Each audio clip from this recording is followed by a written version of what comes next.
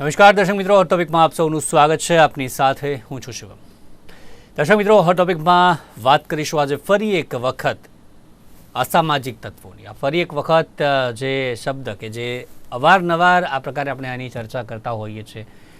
પોલીસની વાત કરીએ તો અધમુઆ કરીને તેમના જે વરઘોડા પણ કાઢતા હોય છે. આ પ્રકારે જે પણ અસામાજિક તત્વો છે કે જે શાંતિ ભંગ કરતા હોય છે રાજ્યની કે આપણા શહેરની, ત્યાં આપણે જોયું છે કે પોલીસ તેમના વરઘોડા કાઢતી હોય છે, તેમને અધમુઆ કરતી હોય છે, લોકોની વચ્ચે લઈ જતા હોય છે, ત્યાં જઈને તેમને માફી પણ મંગાવતા હોય છે અને ફરી એક વખત આવા ગુના નહીં કરે તે બાબતે તેમને જણાવતા હોય છે કે જેથી બીજા જે આવા લોકો છે તેમનામાં કોઈ પ્રકારનું જે જાગૃતતા આવે, કોઈના જે કોઈ આ પ્રકારના જે અસામાજિક તત્વો છે જે આ પ્રકારનું કૃત્ય ન કરે તેમને શીખ મળે તે માટે પોલીસ આ કાર્ય સતત કરતી આવી છે.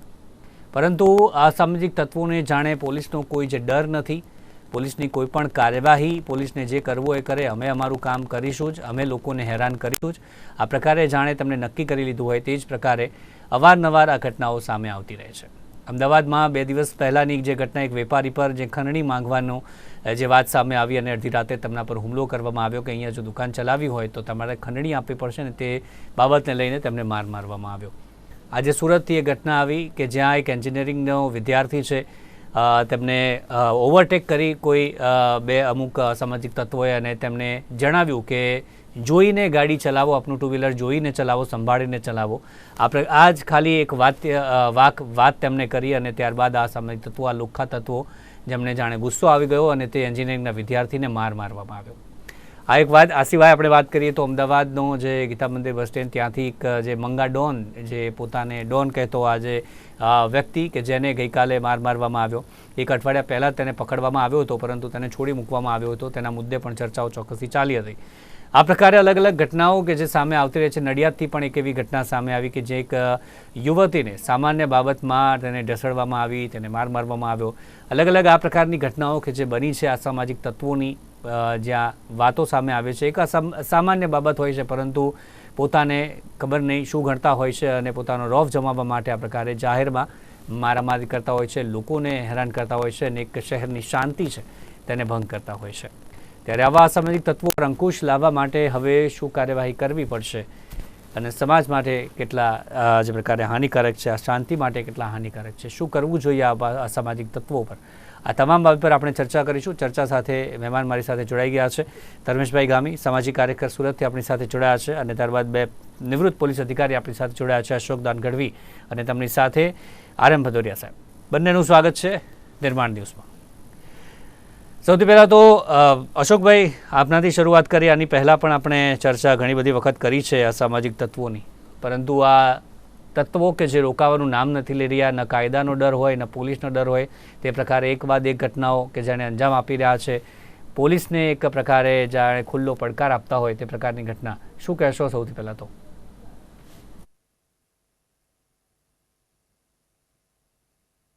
આપની જે વાત છે બિલકુલ સાચી છે કે અલગ અલગ સિટીમાં અલગ અલગ જાતના આવા બનાવો બને છે.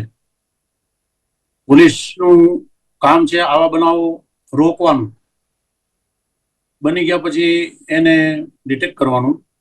પરંતુ હું એવું કહેવા માંગુ છું કે એક તો અત્યારે જે લોકોનું જે ખાનપાન છે ને, એના હિસાબે કોઈની સહન શક્તિ બિલકુલ રહી નથી.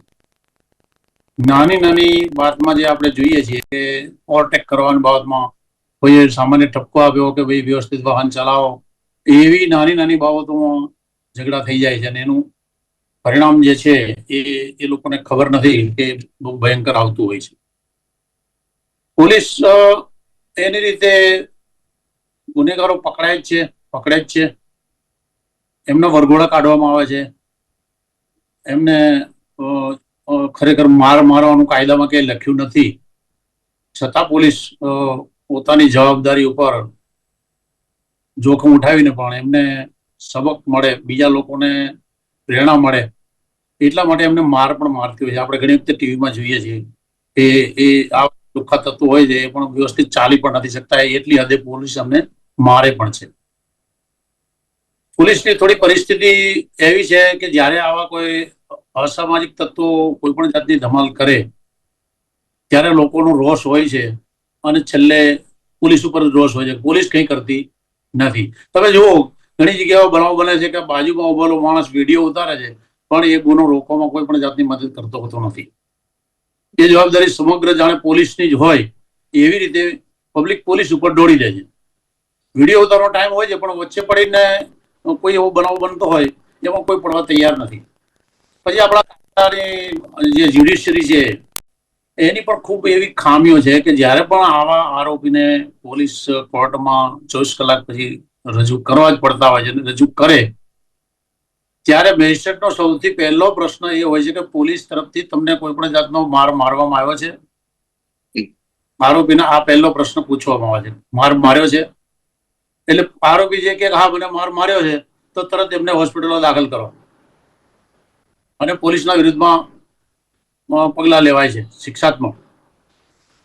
એટલે પછી સમય જતા જતા પોલીસને પણ હવે એવું થાય છે કે આપણે શાના માટે મારવા જોઈએ. કોર્ટના કઠેરામાં પછી આપણે જ ઊભું રહેવું પડતું હોય છે, અને ત્યારે આજુબાજુ રહેલા કોઈ માણસ તૈયાર હોતું નથી પોલીસની તરફેણ કરવામાં. લોકો કઈ બનાવ બને એટલે આ પોલીસની બેદરકારી કે પોલીસની જવાબદારી, પબ્લિકની કોઈ જવાબદારી. દરેક માણસે પણ થોડી ડિસિપ્લિન રાખવી પડે. ફોર એક્ઝામ્પલ હું તમને કહું કે તમે અહીંથી દુબઈ જાય, આપણો માણસ અહીંથી ગુજરાતનો માણસ કે ઇન્ડિયાનો કોઈ પણ માણસ દુબઈ જાય છે ત્યારે સેલ્ફ ડિસિપ્લિન બરોબર રાખે છે, બરાબર.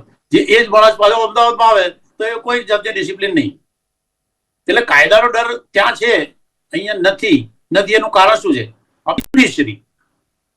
કોર્ટમાં વર્ષો સુધી તમારા કેસ છે એટલે ફરિયાદી કંટાળી જાય છે. તાત્કાલિક કંટાળી જાય છે એટલે લોકો અમુક ફરિયાદ કરવા માંગતા નથી. ઘણી જગ્યાએ બનવું પડે છે. પોલીસ બનવાની જરૂર હોતી નથી. પબ્લિક ફરિયાદી બની શકે પણ પબ્લિક રસ નથી. અને રસ નથી પાછળનું પણ કારણ આ જ છે, આપણી સિસ્ટમ. કેસ જ્યારે ફરિયાદી આરોપી હોય એટલા ધક્કા કોર્ટ ખવડાવે છે, કોઈ નિર્ણય આવતો નથી. 10-10, 15-15 વર્ષ સુધી કેસ ચાલતા હોય. એટલે આ બધી જવાબદારી છે. એકલી પોલીસ જ શકે. નાગરિક પણ પોતાની રીતે હું આ દેશનો નાગરિક છું તો મારે રહેવું જોઈએ, અથવા કોઈ બનાવ બનતો હોય તો એને મારે રોકવાની ફરજ છે એવું સમજી દરેક માણસ થોડું એનો અમલ કરે તો ચોક્કસ હું માનું છું કે સુધાર આવી શકે. સાહેબ, આપ શું કહેશો? જે વાત કરી અને એના જ કારણે જે આવા તત્વો છે તેમને પોલીસનો કોઈ ડર નથી હોતો, કોઈ એવી ઓળખ કંઈ કરીશું તો છૂટી પણ છું, આ પ્રકારે જે એમનું માનસ વર્તન હોતું હોય છે, આપને લાગે છે? વાત સાચી છે. હમણાં ગઢવી સાહેબે જે વાત કરી એ વાત તદ્દન સાચી છે. આમાં જે આપણો કાયદો છે, કાયદા પ્રમાણે જે પોલીસ કામ કરતી હોય છે, ધરપકડ પણ કરે છે, કોર્ટમાં પણ મોકલી આપે છે.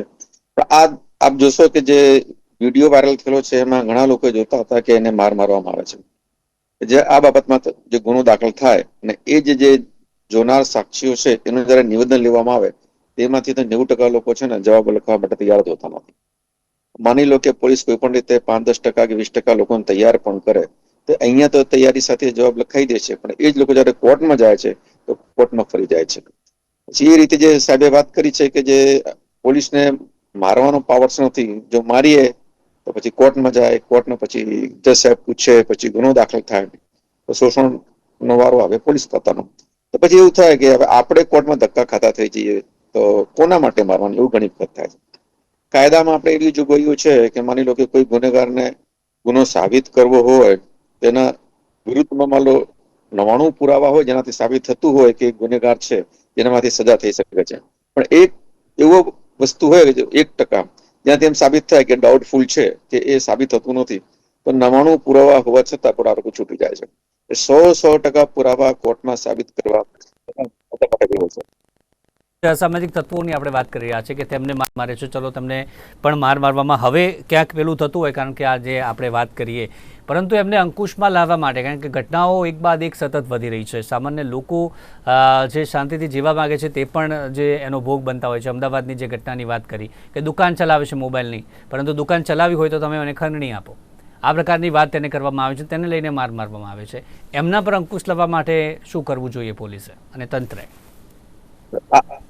આ કેસમાં જોશો તમે તો વેપારી જયારે ખરેખર એને ઈજા થઈ એને મારવામાં આવ્યો, જયારે ફરિયાદ લેવામાં આવે છે ત્યારે ભાઈ એવું કે છે કે મને અગાઉ આ ટાઈપની મેં ધમકીઓ આપેલી હતી કે તમારે ખરેખર દુકાન ચલાવી હોય તો મને ખંડણી આપો.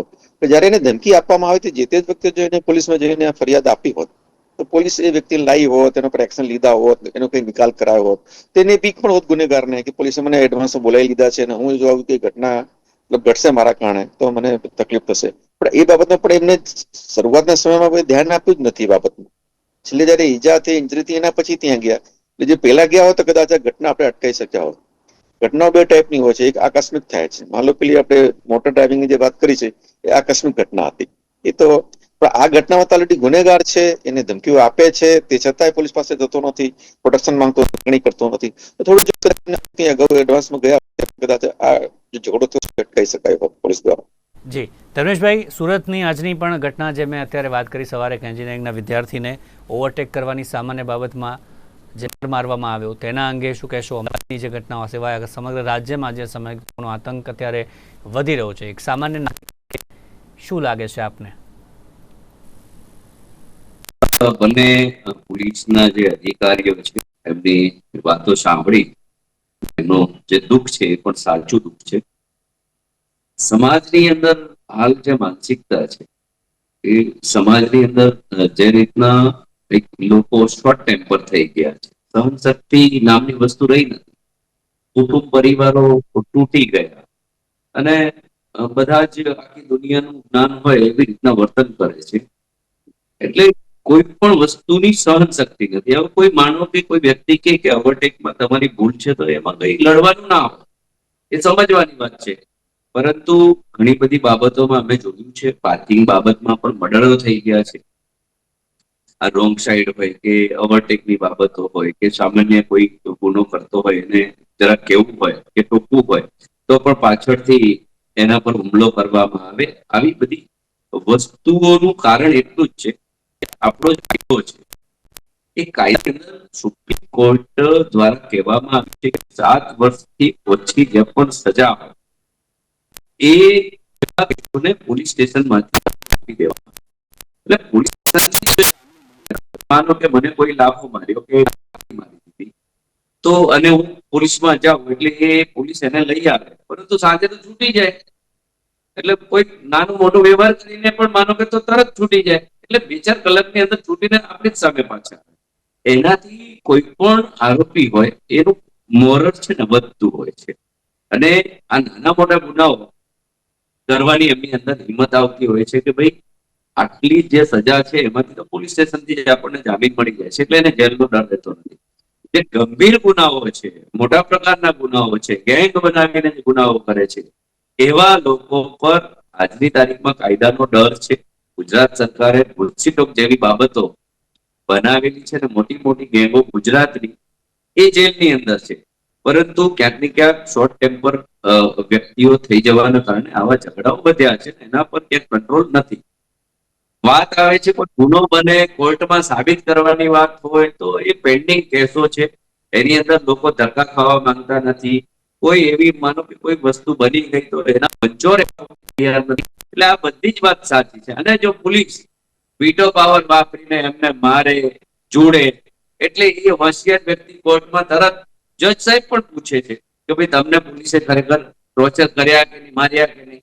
એટલે કહેવાનું મતલબ પોલીસ પણ પોતાનું એક સીમિત પાવર વાપરે, એનાથી વધારે નથી વાપરતું. આપણે ભૂતકાળમાં જોયું કે જે પોલિટિકલ હાથા બનેલા હતા એવા અધિકારીઓ જેલમાં જઈને આવેલા છે. એન્કાઉન્ટરોમાં એમને જેલ આપવી પડી હતી. એટલે પછી કોઈ એમને માયબાપ રહેતો નથી. કર્મચારી જે પોલીસના છે એ પણ એક મર્યાદા છે, એના ઉપર એ નથી જઈ શકતા. એટલે કહેવાનું મતલબ કે સરકારનું મોરલ છે કે ગૃહમંત્રીનું મોરલ છે એકદમ ફૂલ પાવર વાળું હોવું જોઈએ અને પોલીસ સપોર્ટેબલ હોવું જોઈએ. પરંતુ ખાલી વાતો કરી દેવાથી કશું નથી થતું. ટેકનિકલી જયારે કોર્ટની બાબતો આવતી હોય ત્યારે એ કર્મચારી પોલીસ અધિકારીએ કોર્ટમાં ઉભું રહી જવાબ આપવાનો હોય તો એનો જે રોપ અને જે તાકાત છે એ નથી બતાવી શકતી ક્યાંક ને ક્યાંક. એટલે કારણે જે છૂટી જાય છે એના કારણે વધ્યું છે અને નાના મોટા ગુનાઓ વધ્યા છે.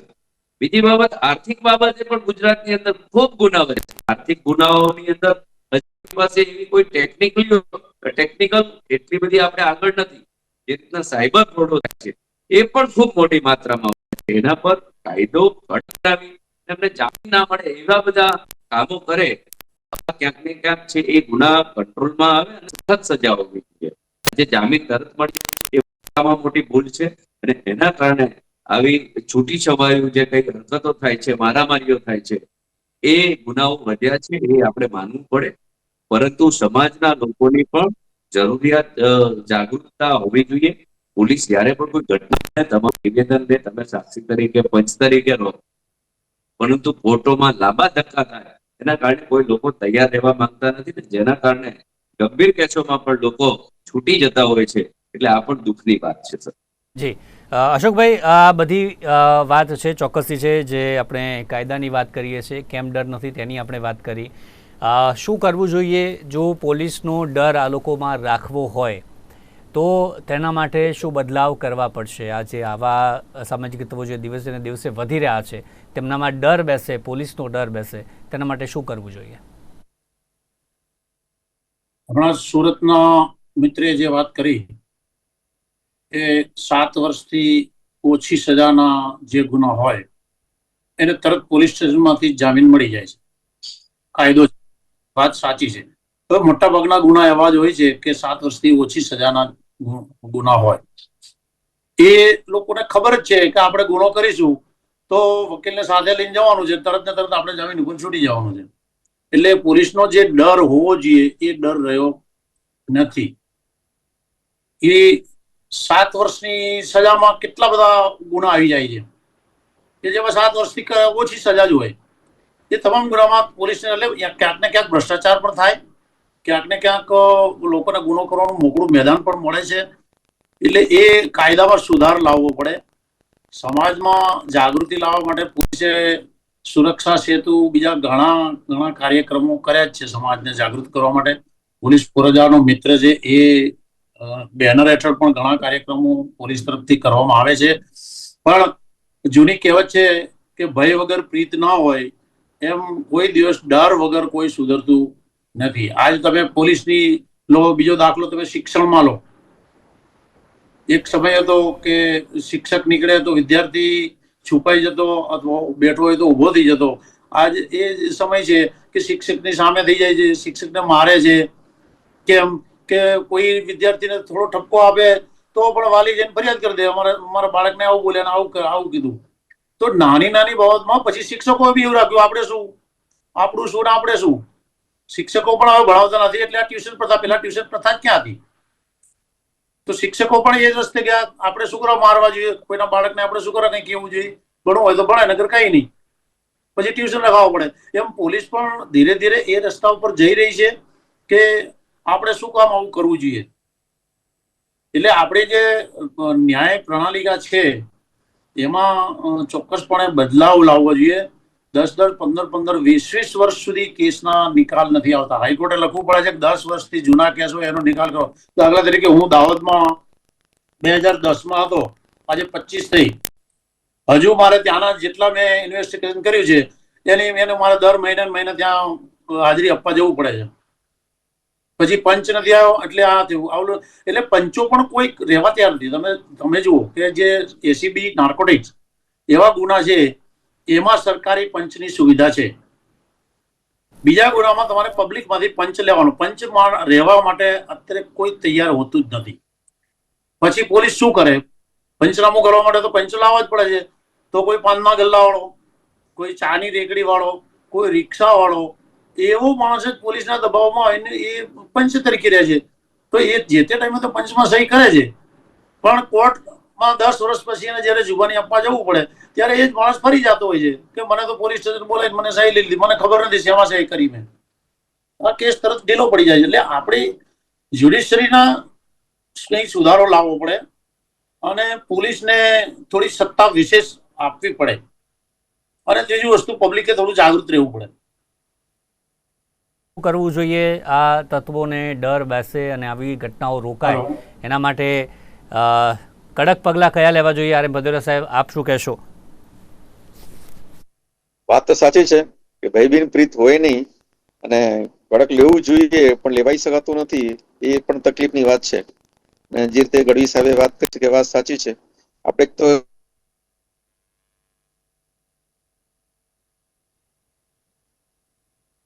આપ સમજી શકો છો કે ફરિયાદી છે એ કા ગુજરી ગયો હોય, પંચો મરી ગયા હોય, અથવા સાક્ષીઓ ના હોય, અથવા આવે તો સમાધાન થઈ ગયું હોય. જે તે વખતે જે પણ સિરિયસ ગુનાઓ બનેલા હતા, જયારે કોર્ટનો નિકાલ આવતા આવતા છે ને એની કોઈ મહત્વ રહેતું નથી. શક્ય હોય તો ઝડપી કેસ કોર્ટમાં જો ચલાવી શકાય તેનું શરૂઆતના તબક્કામાં ઝડપી કેસ ચાલે, જેના કારણે છે ને સજાની જોગવાઈઓ પણ વધી શકે છે. સાથે સાથે જે આમાં સરકારી વકીલ સાહેબ હોય છે, એમાં જે નીચેના જ્યુડિશિયલમાં તો પરીક્ષા આપીને આવે છે, પણ સેશન્સ કોર્ટ વગેરેમાં પોલિટિકલ ઓળખાણ વાળા લોકોનો પણ રાખવામાં આવે છે. એની પણ ક્વોલિટી સુધરે એ પણ કોલેજિયમે અથવા સરકારે ખ્યાલ રાખવો જોઈએ કે સેશન્સ કોર્ટોમાં સારા હોશિયાર એડવોકેટ આવે, જેના કારણે સજાનું પ્રમાણ વધી શકે છે. એ રીતે જ છે કે ઝડપી કેસ ચાલવાથી જ ફાયદો થવાનું છે. પોલીસ તો એનું કામ કરે છે, પણ જેમ ડિલે થતું જાય છે તેમ તેમ છે ને ગુનાની જે સિરિયસતા હોય છે ઘટતી જાય છે. એના માટે પણ છે ને, અને રહી વાત પાછી એ જે કડક થવાની, તો કડક થવા માટે તો જ્યાં સુધી ઉપરથી સુધારો ના થાય ત્યાં સુધી કોઈ પગલા લઈ શકાય નહીં. એના માટે જે આપણે સાઉદી અરેબિયામાં કે દુબઈમાં કાયદાઓ છે કે જાહેરમાં ફાંસી આપવાનું, જાહેરમાં હાથ પગ કાપી નાખવાનું, એવા કાયદાઓ હોય તો જ ત્યાં અમલ થાય છે. એવા કાયદા આપણા ત્યાં નથી. આપણે તદ્દન એમના ઉલટી દિશામાં ચાલીએ છીએ, જેના કારણે છે ને ગુનાઓનું પ્રમાણ વધી જાય છે, જાહેરમાં ગુનાઓ થતા જાય છે. એ વાત સાચી છે. આપ શું કહેશો? હવે આ ઘટનાઓ સતત વધી રહી છે, તંત્રે શું ખાસ કરવું જોઈએ, અને પોલીસે જે પણ પ્રશ્નો છે અને પોલીસ પણ એક્શનમાં આવે આવા તત્વો વિરુદ્ધમાં તાત્કાલિકપણે ડર બેસે તેના માટે શું કરે? પોલીસને ખુલ્લી છૂટ હોવી જોઈએ. જે પણ આવા ગુંડા તત્વો, અવારા તત્વો હોય તેમને ખૂબ કડકાઈથી કામ કરવાની છૂટ હોવી જોઈએ. પરંતુ પોલિટિકલ વિલના કારણે, પોતાના સોર્સિસના કારણે ઘણીવાર પોલીસ પણ ક્યાંક ને ક્યાંક બંધાયેલી હોય, આખાડા કામ કરવા પડતા હોય, કલમની બાબતો હોય, એમાં પણ ક્યાંક હલકી નાની મોટી કરવી પડતી હોય છે. એટલે જો પોલીસ ફ્રી રહે, પોલીસ સ્વતંત્ર રહે, પરંતુ રહી નથી શકતી. જે પણ સિસ્ટમ છે, એ સિસ્ટમની જે પોલિટિકલ પાંખ છે એના અંદર પણ ઘણી બધી બાબતોમાં પોલીસ ગૂંચવાયેલી હોય છે, અને ક્યાંક પોલિટિક્સના લોકો પણ આવી બાબતોને ખૂબ અંદર ખાને સપોર્ટ કરતા હોય. એના કારણે ક્યાંક ને ક્યાંક હું માનું છું કે આ જે ક્રાઇમની બાબતો છે અમુક, એ પણ વધે છે અથવા તો ટકેલી છે. એટલે આ બધી બાબતમાં પોલીસને ફૂલ પાવર આપો, પોલીસને ફૂલ સપોર્ટ કરો. કોર્ટમાં જયારે પોલીસ લાચાર થઈ જાય છે, એ કોઈ જોતું નથી. પોલીસની ઘણી બધી લાચારી હોય છે. માત્ર ફરિયાદી કરી દે એટલે એને સજા નથી મળી જતી. ઘણી બધી સિસ્ટમો છે, સિસ્ટમની અંદર સુધારા 100% થયા છે. હવે તો 3-4 વર્ષમાં જ કેસ પૂરા કરવાના હોય છે, એટલે આગામી ઘણા બધા પરિણામો મળશે. પરંતુ પબ્લિકનો એટલો જ વાંક છે, જે પણ ઘટના બનતી હોય તો તમે ખુદ સાક્ષી થાઓ અને તમે પંચ તરીકે લો, તો આગળ કોર્ટમાં પણ આવા જે કેસો હોય ટકી રહે અને સજા સુધી થાય. અને જે 7 વર્ષ નીચેની સજાની બાબતોમાં જે સરકારે છૂટ આપેલી છે માનનીય ન્યાયાલય, એમાં સુધારા કરવા જોઈએ. બેલ ના હોવી જોઈએ. 48 કે 3-4 દિવસ સુધી પોલીસ સ્ટેશન રહી શકવો જોઈએ, અથવા તો જેલના સળિયા પાછળ જાય, તો હું માનું છું કે આવી બધી બાબતો ઘટે. જી, ખૂબ ખૂબ આભાર. ત્રણેય મહેમાનો મારી સાથે આજે જોડાયા, અને મધુરિયા સાહેબ, અશોકદાન ગઢવી સાહેબ અને ધર્મેશભાઈ ગામી, ત્રણેયનો આભાર. તો ખૂબ જ મહત્વની ચર્ચા, અસામાજિક તત્વોનું સતત જે પ્રકારે આતંક અત્યારે વધી રહ્યું છે, અને એક પ્રકારે લોકો પણ ડરના માહોલની હેઠળ અત્યારે ખાસ જીવી રહ્યા છે. અમુક એવા વિસ્તારો છે કે જ્યાં આવા તત્વોનો આતંક સતત વધી રહ્યું છે, અને ખાસ કરીને જે રાત્રિના સમયે આ જે અસામાજિક તત્વો છે કે જે લોકોને નુકસાન પહોંચાડતા હોય છે, શાંતિ કે જેને ક્યાંક ને ક્યાંક નુકસાન પહોંચાડતા હોય છે, તેવા અસામાજિક તત્વો પર અત્યારે ચોક્કસથી જરૂરી છે, તેમના પર કાર્યવાહી જરૂર છે, અને પોલીસનો ડર બેસવો જરૂરી છે. તે જ માટેની આજની આપણે ચર્ચા કરી. ચર્ચામાં બસ આટલું જ. ફરી મળીશું એક નવા મુદ્દા સાથે. રજા આપશો. નમસ્કાર.